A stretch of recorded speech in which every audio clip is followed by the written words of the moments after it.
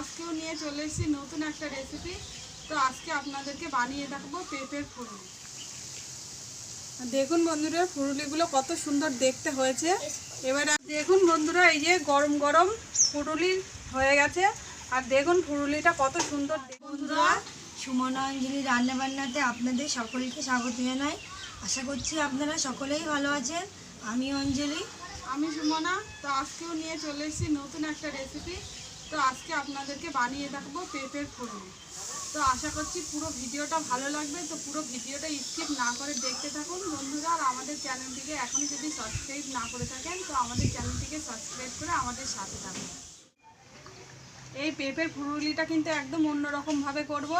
তো দেখুন, পেঁপের ফুরুলির জন্য এখানে নিয়ে নিয়েছি দুটো পেঁপে, এখানে নিয়ে নিয়েছি ময়দা 400 গ্রাম, এখানে চিনি, একটা জায়ফল, মৌরি, লঙ্কার গুঁড়ো, সাদা তিল, লবণ, গরম মশলার গুঁড়ো, গোলমরিচ গুঁড়ো আর সাদা তেল কেটে নেব।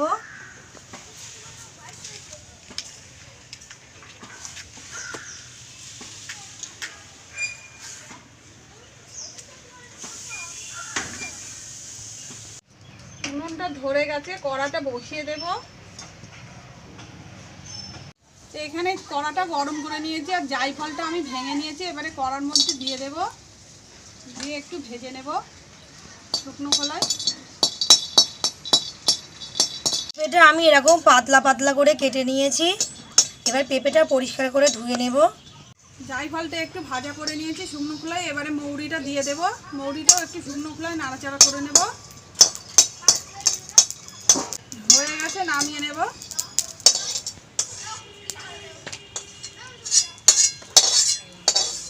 পেঁপেটা এবারে আমি সেদ্ধ করে নেব, আর তার জন্য আগে থেকে জল বসিয়ে দিয়েছি।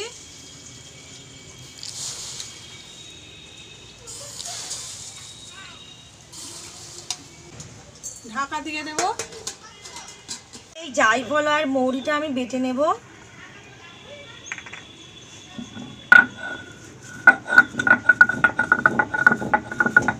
এটা কিন্তু আমি আধ ভাঙা করে বাটবো, বেশি মিহি করে বাটবো না।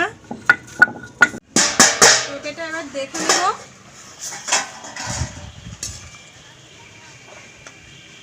পেঁপেটা ভালোভাবে দেখুন সেদ্ধ হয়ে গেছে।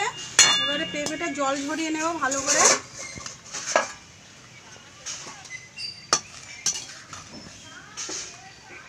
পেঁপেটা ভালো করে জল ঝরিয়ে নিয়েছি। এবারে এই থালাতে নিয়ে নেব। এবার এই ঝাঁঝরির সাহায্যে পেঁপেটা বেশ ভালো করে ডলে নেব।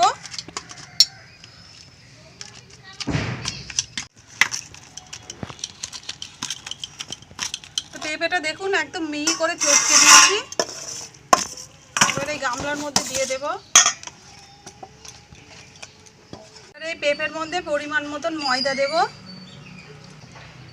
চিনি স্বাদ মতো, লঙ্কার গুঁড়ো, লবণ স্বাদ মতো, সাদা তিল, গোলমরিচ গুঁড়ো, গরম মশলার গুঁড়ো, আধ ভাঙা করে রাখা মৌরি আর জায়ফল। এবার সব কিছু আমি ভালো করে মাখিয়ে নেব।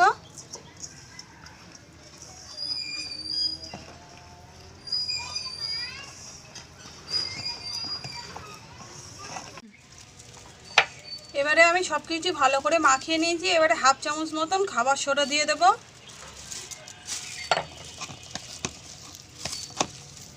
দিয়ে আরেকটু ভালো করে মাখিয়ে নেব।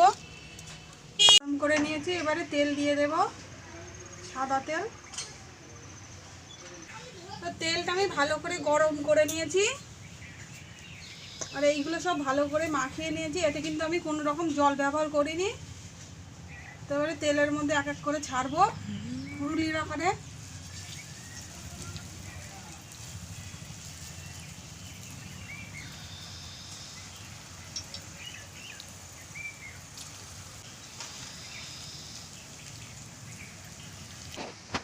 আমি কিন্তু এখানে উনুনের জালটা একদম অল্প রেখেছি, অল্প আঁচে ভাজছি, নাহলে উপর থেকে হয়ে যাবে আর ভিতরে কাঁচা থেকে যাবে।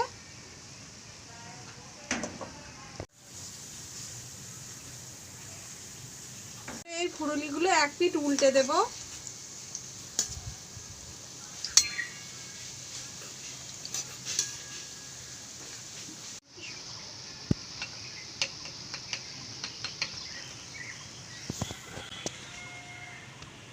দেখুন বন্ধুরা, ফুরুলিগুলো আমি উল্টে পাল্টে ভালো করে লাল করে ভেজে নিয়েছি।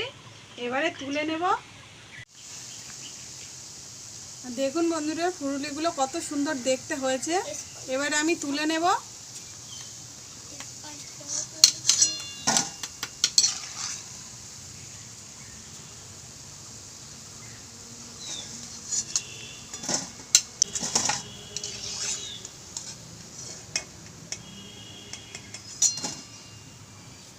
বাকি ফুরুলিগুলো আমি একইভাবে ভেজে নেব।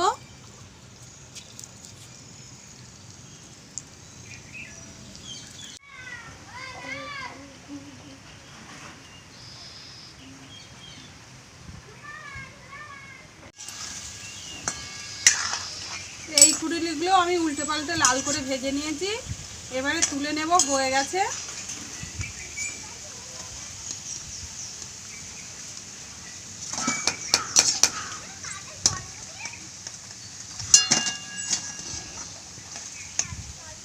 দেখুন বন্ধুরা, এই যে গরম গরম ফুরুলি হয়ে গেছে।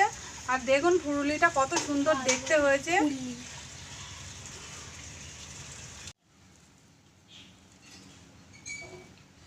ফুরুলিগুলো দেখুন, ভিতরে কোনো রকম কাঁচা ভাব নেই, আর উপরটা পুরো একদম মুচমুচে হয়েছে। আর ভিতরটা সফট, কি সুন্দর, খুব সুন্দর হয়েছে।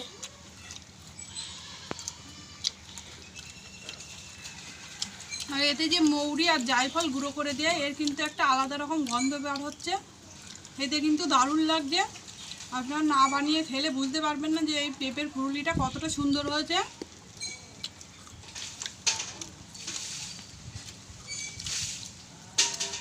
আর অনেক সময় বাচ্চারা তো পেঁপে খেতে চায় না। এইভাবে যদি বাচ্চাদেরকে বানিয়ে দিন, তাহলে কিন্তু বাচ্চারা বুঝতেও পারবে না আর খেয়েও নেবে পেঁপের ফুরুলি। তো এই রেসিপিটা আপনারা বাড়িতে ট্রাই করুন। আশা করছি ভালো লাগবে। আর পুরো ভিডিওটা ভালো লাগলে লাইক শেয়ার করে দেবেন, আর কমেন্ট করে কিন্তু অবশ্যই জানাবেন রেসিপিটা কেমন লাগলো। তো ভিডিওটা এখানেই শেষ করছি বন্ধুরা। ধন্যবাদ। সবাই ভালো থাকবেন, সুস্থ থাকবেন। দেখা হবে পরের ভিডিওতে।